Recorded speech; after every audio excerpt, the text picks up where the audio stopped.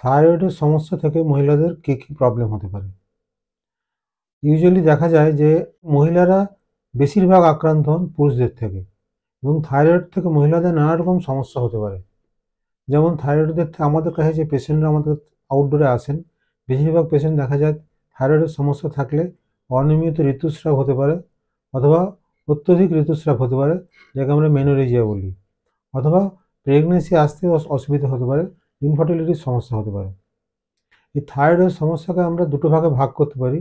একটাকে বলা হয় হাইপোথাইরয়েডিজম, একটাকে বলা হয় হাইপারথাইরয়েডিজম। হাইপোথাইরয়েডিজম মানে হচ্ছে যে থাইরয়েডের যে হরমোন বেরোয় T3, T4 এই হরমোনগুলো মোটামুটি কম থাকে এবং TSH এর মাত্রা বেড়ে যায়।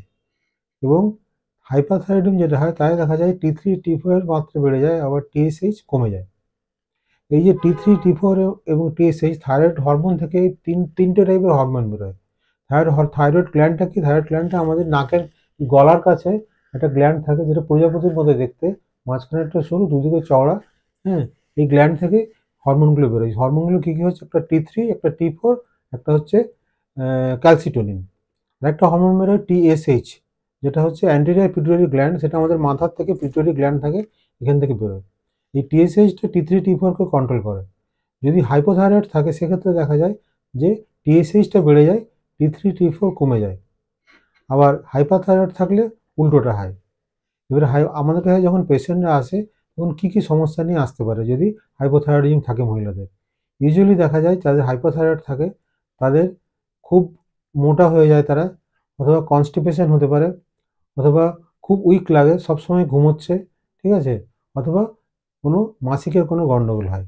এগুলোতে মোটামুটি হাইপোথাইরয়েডিজম এইসব সমস্যাগুলি বেশিরভাগ ক্ষেত্রে দেখা যায়। এবং যাদের হাইপারথাইরয়েড হয় তাদের ক্ষেত্রে দেখা যায় ইউজুয়ালি মেন্সের পরিমাণ কমে যায় এবং অনিয়মিত ঋতুস্রাব হয়। সেই ক্ষেত্রে আবার কিছু কিছু সিমটম হয়, যেক্ষেত্রে দেখা যায় ওদের হাতে হয়তো হাতগুলো কাঁপে, হাতে ট্রেমর থাকে, অথবা পেশেন্ট বলছে আমি প্রচুর খাচ্ছি তা সত্ত্বেও রোগা হয়ে যাচ্ছি, আবার অনেকের ডায়রিয়া হয়। এগুলো বেশি বেশি হাইপারথাইরয়েডিজমের লক্ষণ। এবং এই হাইপোথাইরয়েডিজম জিনিসগুলোকে আমাদের ডায়াগনোজ করতে হবে কী করে? প্রথমে হচ্ছে হিস্ট্রি থেকে ডায়াগনোজ করতে হবে, তারপরে আমরা ব্লাড টেস্ট করতে দিই, যেমন সিরাম T3, T4, TSH করতে দিই। যদি দেখা যায় TSH বেড়ে যায় তখন ওটাকে হাইপোথাইরয়েডিজম। এবং এই ক্ষেত্রে আমরা কী ট্রিটমেন্ট করে থাকি?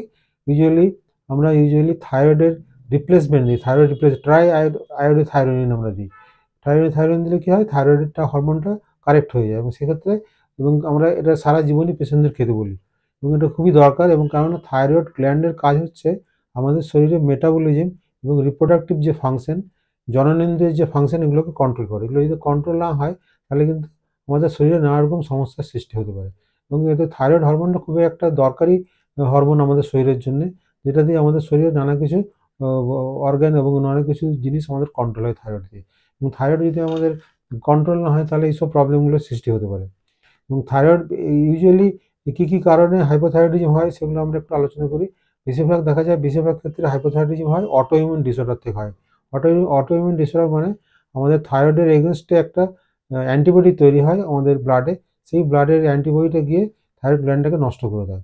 এছাড়া অনেক সময় দেখা যায় কোনো হয়তো মহিলার থাইরয়েড গ্ল্যান্ডে ক্যান্সার হয়েছে, তার থেকে হতে পারে, অথবা কোনো রেডিয়েশন থেরাপি নিলে সেখান থেকে হতে পারে, অথবা থাইরয়েড অর্গানে যদি অপারেশন করা হয় সেক্ষেত্রে হতে পারে। এগুলো ক্ষেত্রে মোটামুটি দেখা যায় হাইপোথাইরয়েডের কারণগুলো মোটামুটি একই রকম। অতএব আমাদের ভালো করে থাইরয়েড গ্ল্যান্ডে কোনো প্রবলেম হলে আমাদের ভালো করে ট্রিটমেন্ট করতে হবে। আরেকটা কন্ডিশন দেখা যায়, এটাকে আমরা বলি সাবক্লিনিক্যাল হাইপোথাইরয়েডিজম। এই জিনিসটা কি? এই জিনিসটাই দেখা যায় যে আমরা ব্লাড টেস্ট করেছি, দেখি আমার কাছে ইউজুয়ালি পেশেন্টরা যেটা আসে যে পেশেন্টরা বারবার মিসক্যারেজ হয়ে যাচ্ছে পেশেন্টের প্রেগনেন্সি আসার পরে, অথবা অতিরিক্ত ঋতুস্রাব হচ্ছে। সেক্ষেত্রে যখন আমরা এই হরমোনগুলো টেস্ট করতে দিই তখন দেখা যায় যে TSH এর মাত্রাটা বেড়ে গেছে কিন্তু T3, T4 এর মাত্রাটা কিন্তু ঠিক আছে। এটা বলে সাবক্লিনিক্যাল। এটা খুব আর্লি স্টেজে আমরা ধরতে পারি। এই স্টেজে ধরলে আমরা যদি ট্রিটমেন্ট শুরু করি তাহলে পেশেন্ট একদম ভালো হয়ে যায়। এবং যদি আমরা ট্রিটমেন্ট না করি তাহলে ওভার্ট হাইপোথাইরয়েডিজম হতে পারে সেই পেশেন্টগুলোর। সেক্ষেত্রে ট্রিটমেন্ট করলে অনেক টাইম লাগে ট্রিটমেন্ট করতে। তাহলে আমরা যদি পেশেন্টকে সাবক্লিনিক্যাল অবস্থায় ডায়াগনোজ করতে পারি তাহলে জিনিসটা আমরা খুব ভালোভাবে জিনিসটা ট্রিটমেন্ট করতে পারি।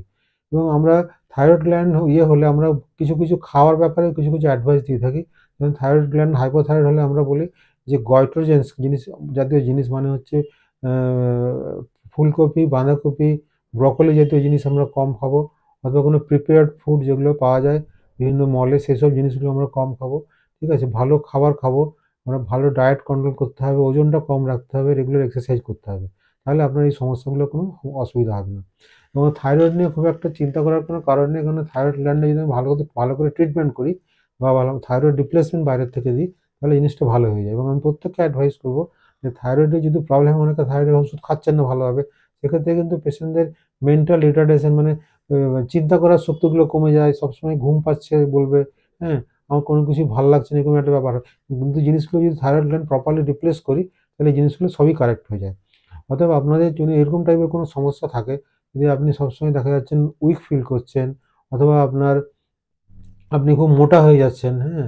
বা কোনো কেউ ডিপ্রেশনে ভুগছে, এইসব নানা রকম জিনিস থেকে, বা কোনো হয়তো কারো প্রেগনেন্সি আসতে অসুবিধা হচ্ছে, কারো হয়তো অতিরিক্ত ঋতুস্রাব হচ্ছে, কারো হয়তো বেশি ঋতুস্রাব হচ্ছে, কারো কম ঋতুস্রাব হচ্ছে, কারো অনিয়মিত ঋতুস্রাব, এইসব যদি কোনো কারো সিম্পটম থাকে, তাহলে কিন্তু আমাদের থাইরয়েড গ্ল্যান্ড একবার টেস্ট করে দেখা উচিত যে থাইরয়েডের কোনো সমস্যা আছে কিনা, এবং এটা সমস্যার খুব ভালোভাবে সমাধান করা যায়। Thank you. আমরা থাইরয়েড গ্ল্যান্ড সম্বন্ধে আপনাদের বললাম। আপনাদের যদি কোনো জিজ্ঞাসা থাকে, আপনারা নিশ্চয়ই আমাদের ইউটিউবে গিয়ে আপনারা আমাদের মেসেজ করতে পারেন। আমরা আমাদের সঙ্গে যোগাযোগ করব। আমরা আপনার যথাসাধ্য চেষ্টা করব আপনাদের এই কোয়েশ্চেনগুলোর প্রত্যেকটার আমরা অ্যান্সার করার জন্যে। ধন্যবাদ।